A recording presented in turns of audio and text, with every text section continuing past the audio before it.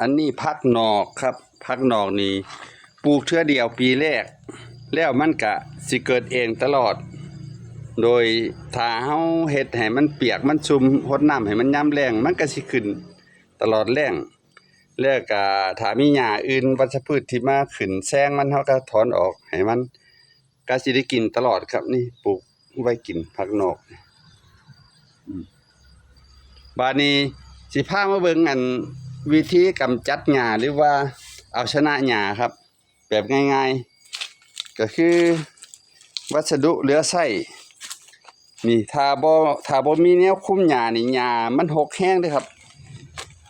เห็นบ่นี่ช่องที่บ่มีตัวคุมนี่ผมก็ใช้นี่ครับลังกระดาษนี่คุมวัชพืชให้มันตายบ่ให้มันเกิดนี่มันได้ผล 100% แล้วครับนี่มันก็ผ่านมาน่าสิตั้งแต่ฝนที่แล้วเด้อกระดาษตัวนี้เนี่ยผมบ่พกนี่มันสิเบิดชิดเลยนี่ถ้าบ่พกนี่มันขึ้นแบบนี้เบิดมีแต่วัชพืชครับนอกจากอันกระดาษแล้วมันยังมีผาแยงก็ได้ผลครับผาแยงเข้าถาผาแยงเก่าๆเฮาบ่ได้ใช้หยังแล้วนี่เอามาคุมหญ้าเห็นบ่มันได้ผลนะครับหญ้านี่ตายอันนี้ผมเพิ่งคุมไปประมาณครึ่งเดือนนิดนึงเด้ตายเบิดหญ้าตรงนี้มันหกหลายผมกับแยงโปะลงไปมันก็ตายเบิดครับนี่ผาแยงคุมหญ้าได้ครับเดี๋ยวมาเบิ่งอันนี้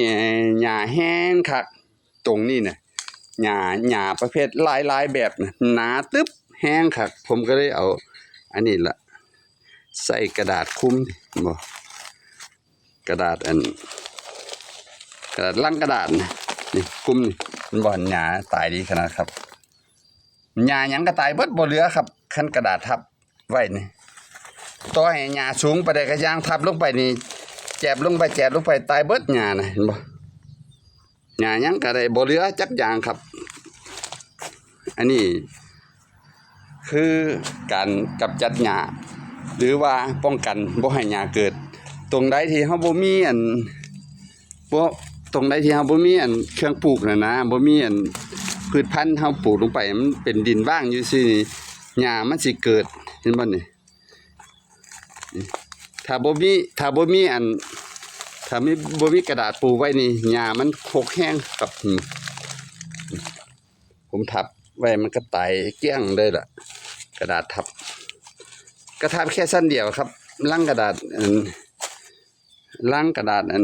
ถ้ายิ่งหนาให้ยิ่งดียิ่งหนานี่มันใช้ได้โดนกลัวมันสิเปื่อยสิหยังโดนเวลาฝนตกมันก็เป็นสภาพเปียกน้ำอยู่หั่นล่ะนักอยู่หั่นล่ะเต็งหญ้าไว้ครับเวลาฝนตกนะเวลามันแดดมามันแห้งมันก็เป็นกระดาษที่แข็งคือเก่าจนกว่ามันสิเปื่อยเบิดสภาพไปพุ่นกลัวหญ้ามันสิแทงซอดกลัวหญ้าสิเกิดได้นี่มันห่วยข้ามปี2ปีก็มีคันลังหนาแล้วแต่ลังกระดาษมันหนาอันนี้คือวิธีกำจัดหญ้าผมน่ะถ้าบ่ใช้แนวกำจัดหญ้าซอยมันขี้คร้านถอนหญ้านี่หน้าแบบนี้นะนี่ถ้าบ่มีหยังปิดนี่ผมเอานี่ปิดไว้ถ้ามีวัสดุตัวใดพอปิดได้ก็ปิดทับไปแล้วก็ถ้ามีลังกระดาษก็ลังกระดาษปิดทับตรงที่เฮาบ่มีต้นพืชใส่ปิดทับนี่ฮะพริกครับพริกกำลังใกล้สิเป็นดอกมันก็บ่ได้บำรุงหยังมันเลยครับปลูกธรรมชาติมันก็เลยมีใบหงิกใบงอกก็สร้างมันได้กินเท่าไรก็ซ้ำนั่นเพราะว่าบ่ลงทุนกับอันนี้มันได้กินอยู่แล้วครับ